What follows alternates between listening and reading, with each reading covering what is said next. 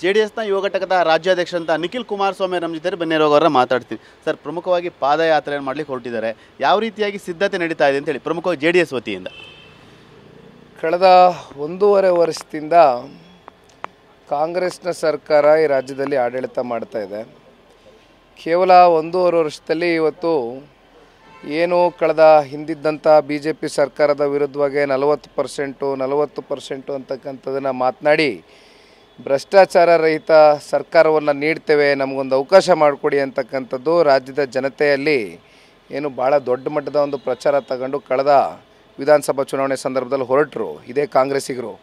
ಇವತ್ತು ಕೇವಲ 1.5 ವರ್ಷದಲ್ಲಿ ಬಹುಶಃ ಈ ರಾಜ್ಯದ ಇತಿಹಾಸದಲ್ಲಿ ಈ ಮಟ್ಟದ ಹಗರಣಗಳಲ್ಲಿ ಸಿಲುಕಿರ್ತಕ್ಕಂಥ ಸರ್ಕಾರ ಯಾವುದಾದ್ರು ಇದ್ದರೆ ಅದು ಕಾಂಗ್ರೆಸ್ ಪಕ್ಷದ ಸರ್ಕಾರ ಅಂತಕ್ಕಂಥದ್ದು ಭಾಳ ಸ್ಪಷ್ಟವಾಗಿ ಇವತ್ತು ನಮ್ಮ ಕಣ್ಣು ಮುಂದೆ ಗೋಚರಿಸ್ತಾ ಇದೆ.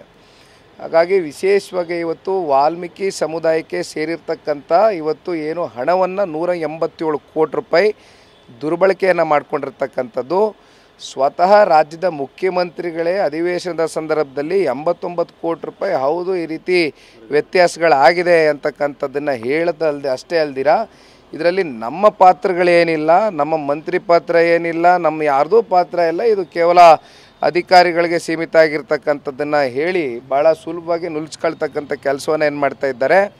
ಇವತ್ತು ಒಂದು ಕಡೆ ಅದಿರ್ಬೋದು, ಒಂದು ಕಡೆ ಮೂಢ ಹಗರಣ, ಇವತ್ತು ಬಡವರಿಗೆ ಹಂಚಬೇಕಾಗಿರ್ತಕ್ಕಂಥ ನಿವೇಶನದಲ್ಲೂ ಕೂಡ ಇವತ್ತು ಸಾವಿರಾರು ಕೋಟಿ ಇವತ್ತು ವ್ಯತ್ಯಾಸಗಳಾಗಿರ್ತಕ್ಕಂಥದ್ದು. ಅದರಲ್ಲೂ ಈ ರಾಜ್ಯದ ಮುಖ್ಯಮಂತ್ರಿಗಳ ಕುಟುಂಬವೇ ಸ್ವತಃ ಇದರಲ್ಲಿ ಇನ್ವಾಲ್ವ್ ಆಗಿರ್ತಕ್ಕಂಥದ್ದು ಭಾಳ ಸ್ಪಷ್ಟವಾಗಿ ಇವತ್ತು ಬೆಳಕಿಗೆ ಬಂದಿರತಕ್ಕಂಥ ವಿಚಾರ ಇರ್ಬೋದು. ಜೊತೆಯಲ್ಲಿ ಭಾಳ ಪ್ರಮುಖವಾದಂಥ ವಿಚಾರ ಹಾಲಿನ ಪ್ರೋತ್ಸಾಹಧನ ಇವತ್ತಿನವರೆಗೂ ಕೂಡ ಕಳೆದ 9 ತಿಂಗಳಿಂದ 1200 ಕೋಟಿ ರೂಪಾಯಿ ಬ್ಯಾಲೆನ್ಸ್ನ ಉಳಿಸ್ಕೊಂಡಿದೆ ಈ ಸರ್ಕಾರ. ಇನ್ನೊಂದು ಕಡೆ ನಮ್ಮ SCP TSP ವರ್ಕ್ಗೆ ಇವತ್ತೇನು SC ಒಂದು ದಲಿತ ಕೇರಿ ಅಭಿವೃದ್ಧಿಗೆ ಇಟ್ಟಿರ್ತಕ್ಕಂಥ ಹಣವನ್ನು 46,000 ಕೋಟಿ ಇವತ್ತು ಯಾವ್ಯಾವುದಕ್ಕೂ ಇವತ್ತು ಡೈವರ್ಟ್ ಮಾಡ್ಕೊಂಡಿರ್ತಕ್ಕಂಥ ವಿಚಾರ ಇರ್ಬೋದು. ಜೊತೆಯಲ್ಲಿ ಅತಿ ಹೆಚ್ಚು ಇವತ್ತು ರೈತರುಗಳು ಆತ್ಮಹತ್ಯೆ ಮಾಡ್ಕೊಳ್ತಾ ಇರ್ತಕ್ಕಂಥ ಪ್ರಕರಣಗಳು ಈಗಾಗಲೇ ಪ್ರಾರಂಭ ಆಗಿದೆ.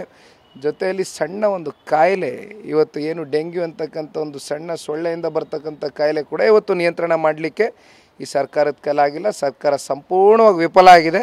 ಅದರ ವಿರುದ್ಧವಾಗಿ ನಿನ್ನೆ ದಿನ ಇವತ್ತು ಖಾಸಗಿ ಹೋಟೆಲ್ನಲ್ಲಿ ಮಾನ್ಯ ಕುಮಾರಣ್ಣವರ ನೇತೃತ್ವದಲ್ಲಿ, ಮಾನ್ಯ ಯಡಿಯೂರಪ್ಪಜಿಯವರ ನೇತೃತ್ವದಲ್ಲಿ ಸಭೆಯನ್ನು ಮಾಡಿದ್ದೇವೆ.